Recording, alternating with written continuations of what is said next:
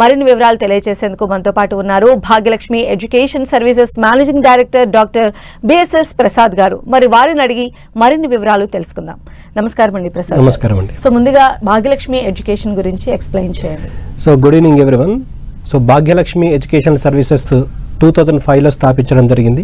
So సక్సెస్ఫుల్గా 19 ఇయర్స్గా మా సంస్థను నడిపించడం జరుగుతుంది.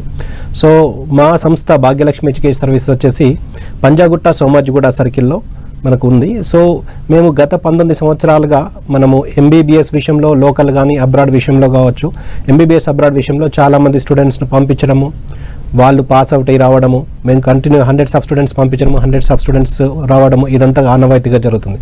సో మేము చూస్ చేసుకున్న ముఖ్య కంట్రీస్లో ఫస్ట్ మేము జార్జియాను చూస్ చేసుకొని సక్సెస్ఫుల్గా మనం ఇక్కడ స్టూడెంట్స్ పంపించడము, తర్వాత ఇక్కడికి వచ్చిన తర్వాత ఎవ్రీ ఇయర్ పంపించడము, పాస్ అవుట్.